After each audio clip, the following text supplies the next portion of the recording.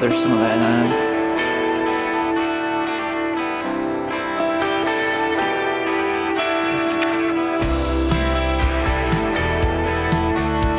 It's kind of stuck in there. Oh, there we go. 1.75 millimeters. Right around there.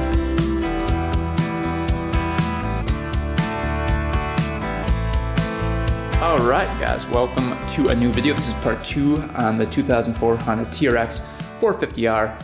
If you guys didn't watch last video, go check it out. Lots of good information in there, and you see me picking it up, and it's a pretty cool video. We go over a couple things on the quad, and we figured out that it does not start easy. So we checked the valves first, and it turns out that the valves were really out of spec. The intake were really tight, and we have to re-shim them. The shims are coming today, so we can possibly install those new shims. We'll go over that whole process.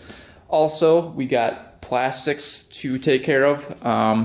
As you guys know, last video, you guys saw how bad these plastics were. Some guy painted them purple, and they look really crappy. We're gonna be using this stuff, Citri Strip.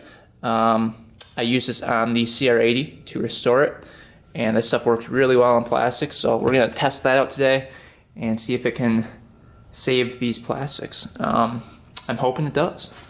What else do we have to do? Last video we took the oil out of the machine. I forgot to take the oil out right here. There's a little drain plug right there, and then on the bottom of the engine as well. We've got to drain that out today and then get fresh oil in there. We've got the oil. We're still waiting on the filter to come. That should be coming later today. So we'll take care of the oil change today. We're gonna be taking care of the valve adjustment today, the plastics, and hopefully the first start on this thing. So stay tuned, let's jump right into it. All right, let's start lathering some of this stuff on the plastics to see if it works. It is pretty cold out in the garage today because it is winter here in Wisconsin. So hopefully this stuff works in low temperatures. I believe it will. Let me just read the instructions here before we get going. Let's see here.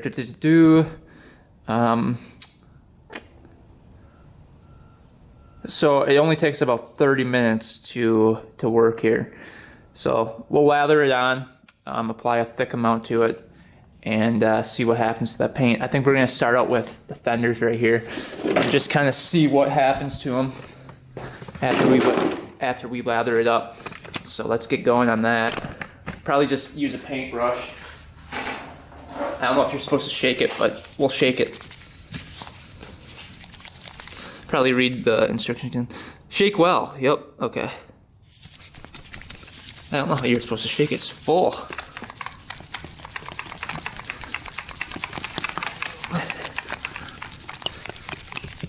All right.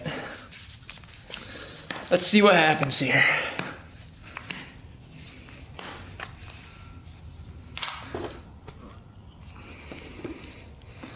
So lather some of that on. Who thinks it's gonna work today? Grab a paintbrush.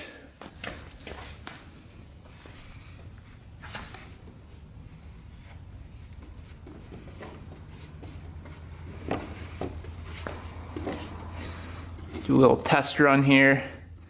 If it does work, we will apply it to the whole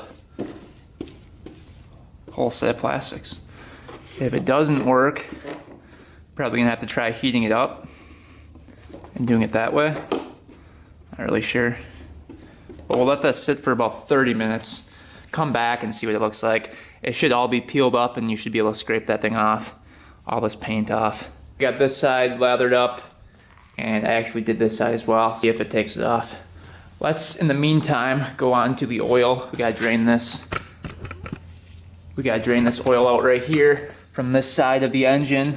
There's a little bolt right there. I don't know if you guys can see it, right on the side of the engine, right there. That needs to come out. It looks like a 12 millimeter. See how bad this oil is. The last oil that came out of it was pretty bad, but no metal shavings or anything, so that was good.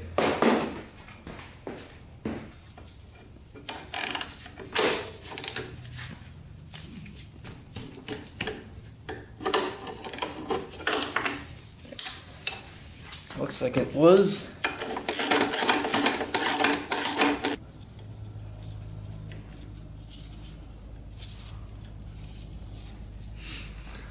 Draining out of there now. Slowly. We weren't able to start up the engine to make that drain better, but supposedly there's 650 milliliters in here. That might take a while to drain. But we're putting 10W40 in the transmission, so that should work out pretty well.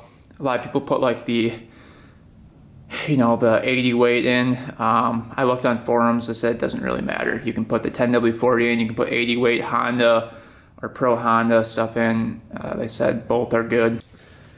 All right, while we're waiting for the oil to drain, before we do the oil change, we're going to take the valve cover off, and I think we're gonna take that intake cam out and try to see what those shims are at. So then we can put it in the calculation and figure out what shims we need. So yeah, let's get this cover off and go through the process of taking out that cam. All right, so we got the valve cover off. We took that off last video. It's just 3 bolts and then the whole cover just lifts right off. Now we have access to the cam. Basically the cam's held on by the timing chain, which needs to be loosened up. And then the sprocket on the cam is held on by these 2 Allens that need to come off. And in order for these Allens to come off, we need to set this to top dead center, which it's already at. You use the little, you use the window right here and the window right there.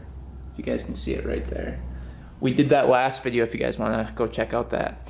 But yeah, so basically what we're going to be doing is taking out the sprocket and loosening up the timing chain. You just take out this right here. And the sprocket comes off, and then you loosen these up right there, and then you lift the cam out. And there's buckets underneath. I don't know if you guys can see the buckets right there. Those buckets have shims underneath it. We got a magnet to take those out, so I'll show you guys how to do that. But once you get those out, you get the shim, and you measure the shim. And then, since our valves are tight, we're gonna go with smaller shims. So I'll show you guys how to go through all that, but let's first get this part out, which is gonna be a little bit tricky because getting these Allens out is a little bit tricky. So let's begin that process right now. All right, first thing we're gonna do is make sure it's at top dead center. It is at top dead center. Again, we'll go over this process here. To make sure it's at top dead center, the lobes right here are gonna be pointing this way towards the back of the machine. The bolts on the sprocket are gonna be on the top and bottom, going vertical up and down. If they're this way, you're not top dead center. Another thing is you're gonna see the T through here. It's going to be aligned with a T. Do not set it to the F mark, it is the T mark. Make sure it is the T. It's a little hard to see in there, so you're gonna wanna look up, and it's gonna be right on the flywheel. And yeah, that's basically how you know it's top dead center. After that, we're going to loosen up the timing chain tensioner right here. Just gonna be a couple 8mm.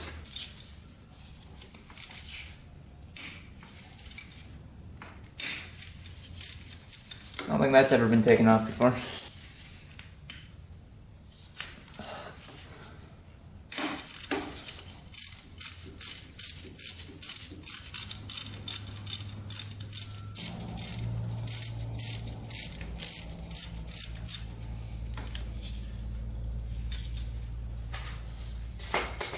Give a little tap on it.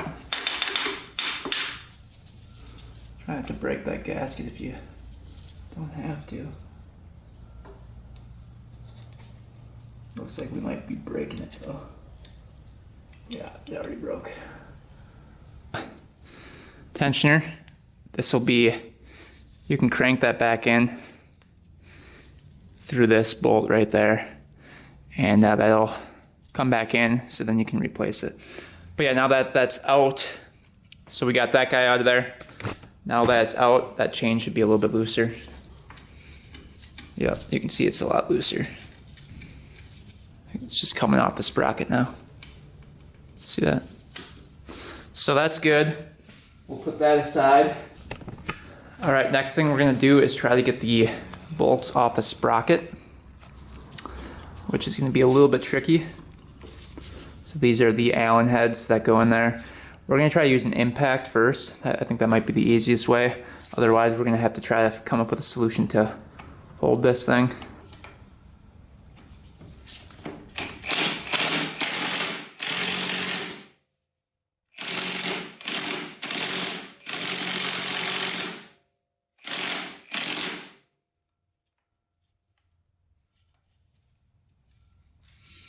Alright, so that did not work. Those suckers are on there. So next option, I think we're gonna try to hold the sprocket. I think we're gonna get like a holder for this and just see if we can pry those off. Alright, so I got the Allen bolts off of the sprocket. I just need to twist those out, but they are loose. And then what I did was basically rotate the sprocket over here so I had a better clearance to get in there with a wrench, and then I held the wrench down there so that the crank would not spin, and that was pretty easy. They came out fairly easy. So now what we're gonna do is twist those out all the way, take that sprocket off, take the cam chain off, and then we'll have access to the cam. I did put it back to top dead center. We also don't want this bolt to fall down there. See how that all comes off right now? We don't want that bolt falling down. So got that out of there. We're going to take a piece of wire, get that sprocket out of there, if I can, like that. So the sprocket has ridges on the front of it, you can see. So those go to the outside like that. It's good to take pictures of everything before you start tearing into it too. So we're gonna go like this. Gonna tie that up so it can't fall down. Tie it right to here actually. A little bit easier.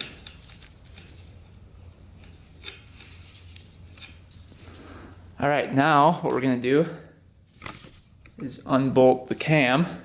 So there's 1, 2, looks like there's 4 that come off of there. Get these bolts off here.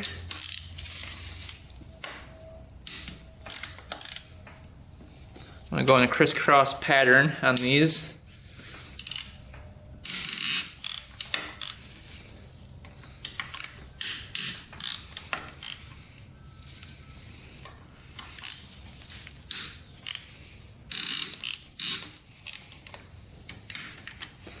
Those are all loose.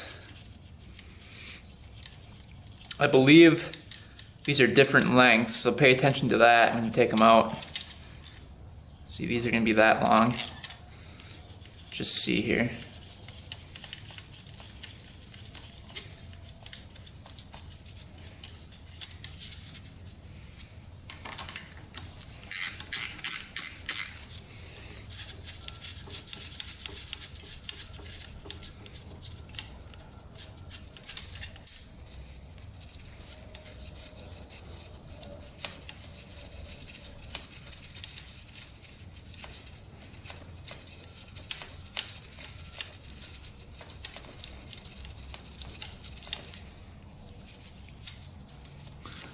Let's see if they are different lengths. On some of them they are. Yeah, so the front ones are shorter than the back ones, just by a little bit. So make sure you pay attention to that. So these are longer right here in the front. The back ones are shorter. So while these come out,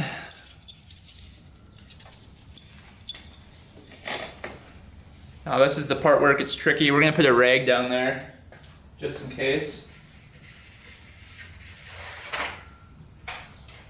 We don't want any of the shims falling into there. That would be really, really bad. Just go like that.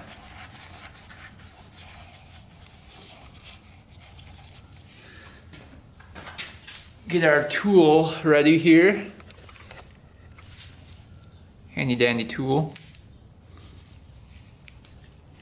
Alright, let's see here. This should come up.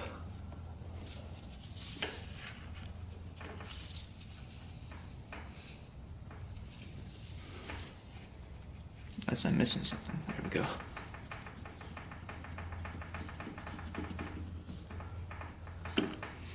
Okay. Whew.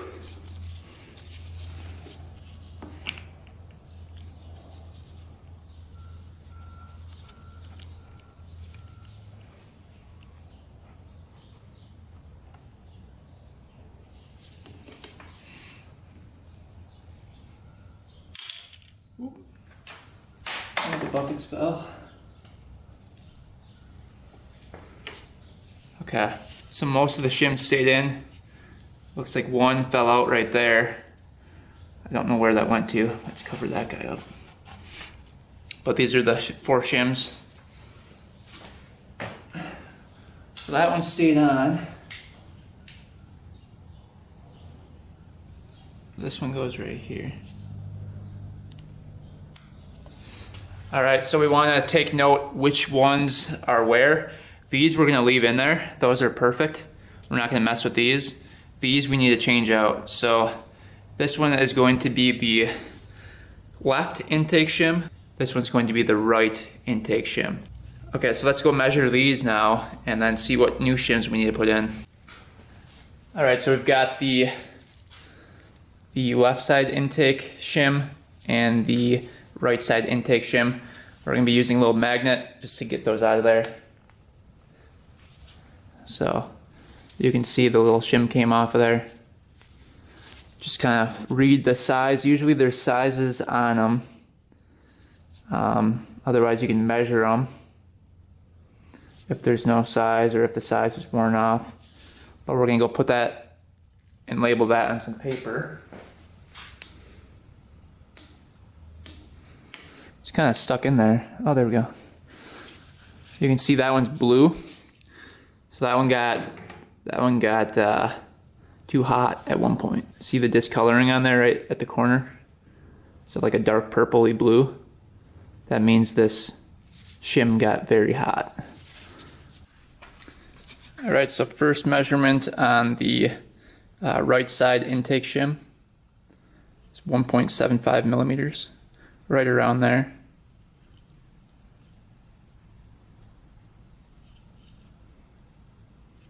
I want to find there we go. I want it to fit all.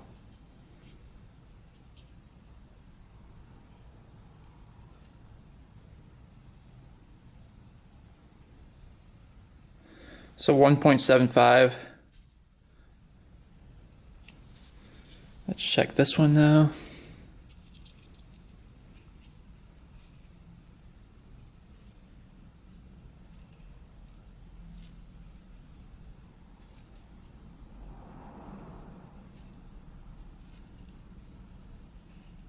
This one's worn a little bit more than the other one. It's about 1.7,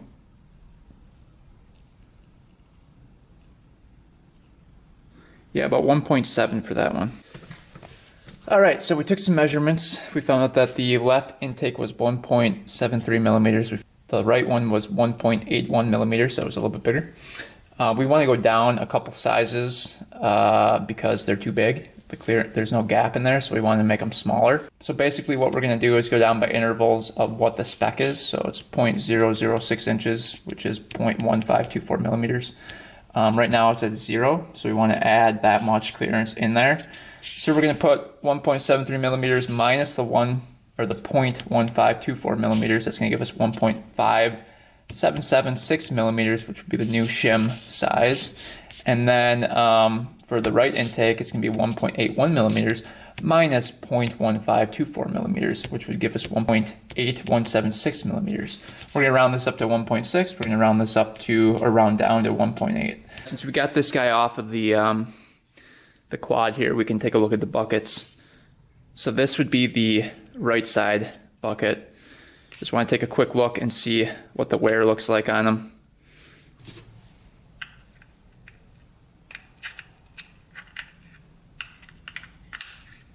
There we go. So you can see inside the bucket looks good. That little thing sticking out isn't worn down completely or anything, so that's pretty normal. And if you look around this whole thing, there's no shiny metal, so nothing's rubbing or anything, which is all good. No cracks or any imperfections around here. Usually you don't have too many problems with this, but everything feels smooth. Bearings are good in there, so we don't have to worry about that. Let's check the other bucket here quick, just to look. So that one's the same thing. Not worn down at all. Looks like to be in good shape. And yeah, so those can be put back in. And now all we have to do is wait for the shims to come, and then we can install the new ones. All right, take a little peek at the plastics now that we're waiting for the shims. It's been about 30 minutes. It looks like this stuff is kind of drying up a little bit. I did start to peel some of it away, but you can see it is getting soft on there. And it is starting to peel, but it's not working the greatest. It was working a lot better when there's some heat going on this stuff. So what I might do is get the heat gun and warm this up a little bit. And who knows, maybe the paint will even come off with just the heat gun.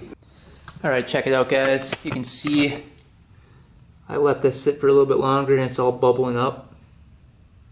Check that out. So it's actually working this time.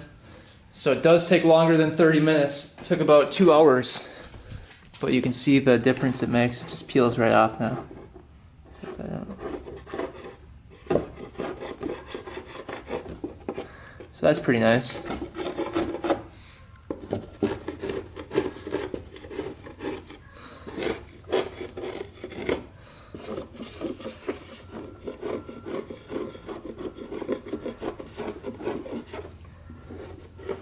I mean, look at that.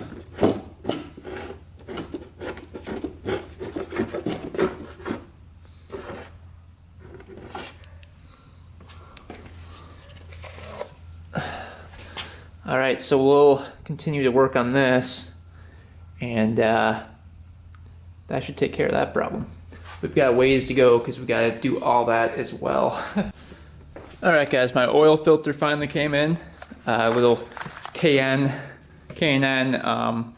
116. So now we can change the oil on this thing. We're just using full synthetic 10W40.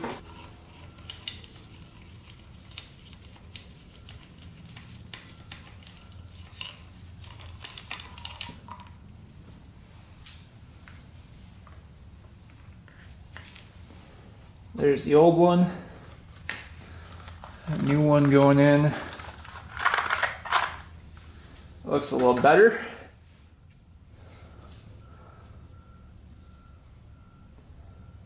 K&N 116.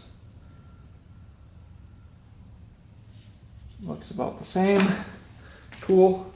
The little gasket part goes in to there, like that. The hollowed out part goes into the spring in here, and make sure these holes are lined up.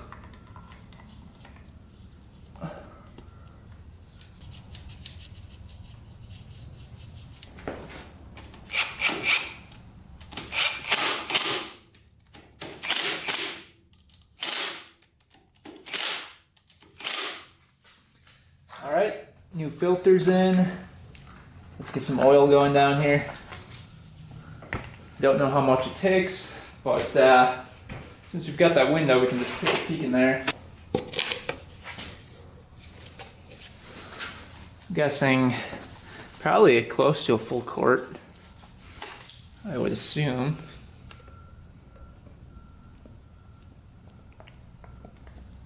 Let's see.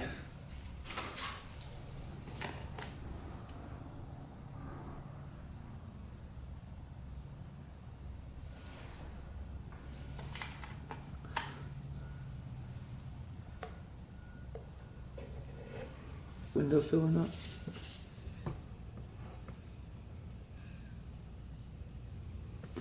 So that's about right there. This thing takes 650 milliliters. So this is gonna be 500 going in. About 525 going in.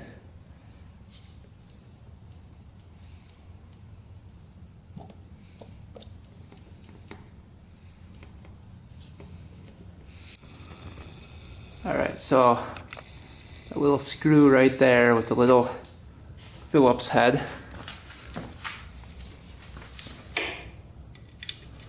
10 mil. So oil will leak out of there if we added too much. And then when it stops leaking, we're at the correct amount. We were close, I know that. If it doesn't leak out of there, we need to add a little bit more. Oh yeah, you can see it's leaking out a little bit. Looks like we added the perfect amount.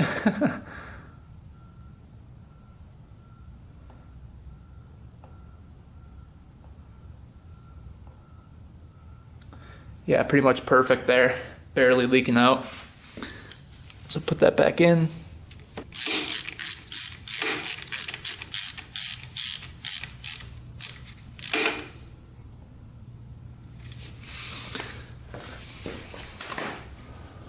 Alright, oil change is done. All good to go. Fresh oil, fresh filter. This thing is ready to rip. The shims actually didn't come today. Amazon, for some reason, said that I had to be there to accept the package. So the shims are coming tomorrow instead. So we're gonna reshim this thing tomorrow. Just put a couple new shims into here and put it all back together and give this thing a whirl. Should start right up if we did it correctly. So the only tricky thing is the timing. So if we get the timing right and the valve clearances are correct, we shouldn't have a problem. Gas tank is clean, brand new oil. There's coolant in it. Carburetor's cleaned. Put some fresh gas in it, and it should start right up. So next video, we'll do all that stuff and take this thing for a little rip. Stay tuned, guys. Should be a pretty good one. Anyway, hope you guys enjoyed and maybe even learned something on this video. Stay tuned for next one. Until next time, we are out.